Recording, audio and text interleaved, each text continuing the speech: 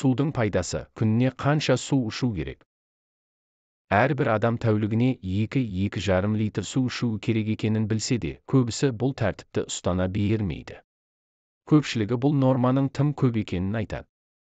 Алайда пайдалы кеңестер арнасы бұның көп емес, қажетті мөлшер екенін дәлелдейтін суға қатысты бірнеше маңызды фактілер ұсынады. Мұнда ауыз суды ішу тәртібін дұрыс ұстануды үйренуіміз керек. Маңызды 5 жағдайға тоқталамыз. Граммен қанша ішу керек? Америкалық ғалымдардың зерттеуі бойынша қатты калорияға қарағанда сұйық калориялар маңызды. Яғни, біз ішетін сұйықтық кейде жейтін құрғақ тамақтан да қатты семіртеді. Оның ішінде дамыған елдерді жаулап алған тәтті сусындар адамдардың семіруіне себепші болады. Сондықтан да барлық диетологтар қарапайым таза суды ішуге кеңес береді. Бірақ қанша ішу керек? Дүниежүзілік денсаулық сақтау ұйымы адамға қажетті судың мөлшерін есептеп, 1 келі салмаққа 30 мг судан кететінін анықтады. Яғни, салмағы 70 келі адамға тәулігіне 2 литр, яғни 100 мг су керек. Ол не үшін керек? Бірі салмақ тастауға көмектеседі. Салмақты тез түсіру үшін суды қай кезде ішу керектігі жайлы ғылыми деректер бар. Вирджиния университетінің америкалық ғалымдары суды қай уақытта ішкенде салмақ түсетіні жайлы жаппай зерттеу жүргізді. Ғалымдар зерттеуге қатысушыларды 2 топқа бөлді. Онда қатысушылардың алғашқы тобы тамақтанудан жарты сағат бұрын 1 стақан су ішуге міндеттелсе, ал екінші топтағылар әдеттегідей күнделікті қалыппен ішуі тиіс болды. Бірақ 2 топтағылар да есеп бойынша қанша су ішу керек еді, сонша ішті. Ал тәжірибенің қорытындысы бойынша, суды тамақтану алдында ішкендер екінші топтағыларға қарағанда орта есеппен 3 келі артық салмақ жоғалтты. Жалпы түсінік бойынша су асқазанды толтыратындықтан тиісінше асқазанға аз мөлшерде ғана тағам сияды. Бірақ біз тек судың арқасында ғана арықтамаймыз. Біз суды дұрыс ішкеннің арқасында барлық зат алмасу процестері, соның ішінде майдың ыдырауы жеделдетіледі. Егер сіз ағзаңызға қажетті мөлшерде су ішетін болсаңыз, метаболизм шамамен 3%-ға жылдам жұмыс істейді. Яғни осы пайызға байланысты адам жылдам салмақ тастайды. Бұл көп болмаса да күн сайын болатын процесс. Егер ағза сусыздандырудан зардап шегетін болса, онда ол суды барлық мүмкін бұрыштарға жинауға кіріседі. Ал ол бұрыштар ең алдымен біздің майлы тініміз. Яғни, егер сіз суды аз ішсеңіз, семіре бастайсыз. Алдымен тамақ ішкіңіз келгенде 1-1 стақан су ішіп, өзіңізге шағын тәжірибе жасап көріңіз. Мүмкін, ағзаңыз осындай жолмен өзіне тамақ емес, су жетіспейтінін көрсеткісі келген шығар. Айта кету керек, диетологтар бәрінен де ең маңыздысы таңертең аш қарынға 1 стақан су ішу керек дейді. Жарты сағат бұрын болмаса да тамақтанудан кемінде 15 минут бұрын аш қарынға асықпай 1 стақан су ішу керек. Егер асқазанның қышқылдығы қалыпты болса, лимонның жартысын сығып суға қоссаңыз болады.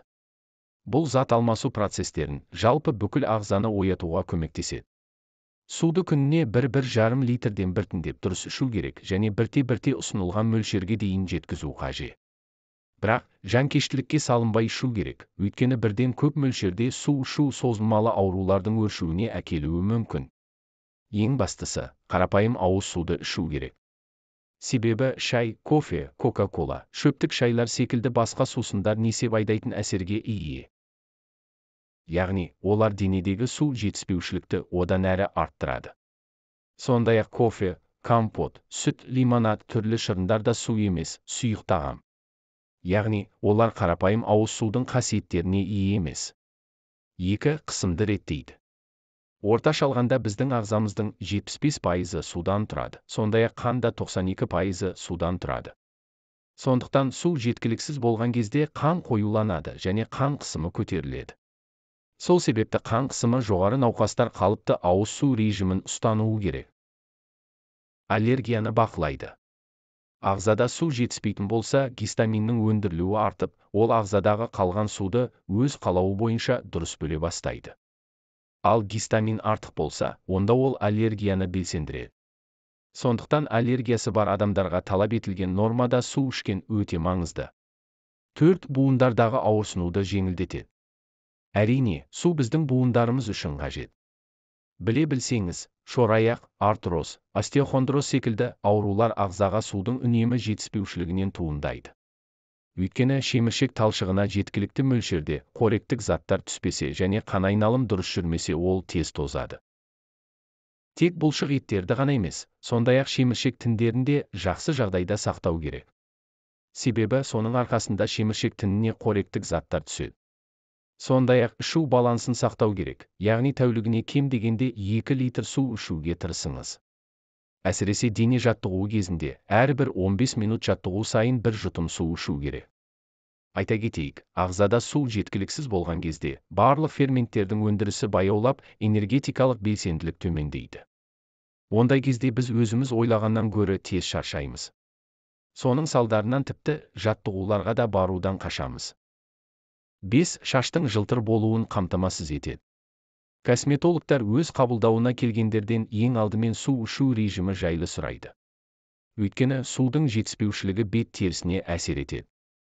Себебі ағзада су жетіспесе бет терісі кеуіп, әжімдер ерте пайда бола бастайды.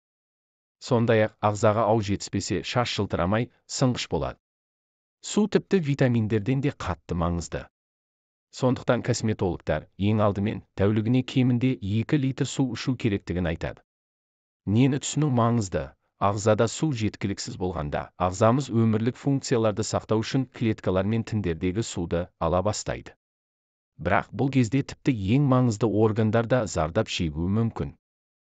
Мысалы, ми гипоксиядан зардап шегуі ықтимал, өйткені ағзада су жеткіліксіз болса қан қоюланып, оттегі нашар тасымалдай бастайды. Сол сияқты жүректе де осы себеп бойынша қиындықтар пайда болады. Өзіңді су ішуге мәжбүрлеу керек пе? Көптеген адамдар егер су ішкім келмесе, өзімді қинап іштіруім керек пе? деп сұрайды. Мұндай кезде мамандар адам өзін қинауы керек екенін айтады. Жоқ, күшпен ештеңе істеудің қажеті жоқ. Тек бірте-бірте су ішуді үйрену керексіз. Бірақ үнемі су ішкісі келмейтін адамдар шөлдегендерін сезбей, ақырында олардың ағзаға су қажет деген түсінігі бұзылатынын ұмытпауымыз керек дейді диетолог Людмила Денисенко.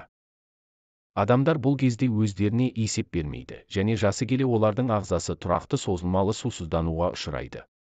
Ауыздың құрғақ болуы сусызданудың соңғы белгісі.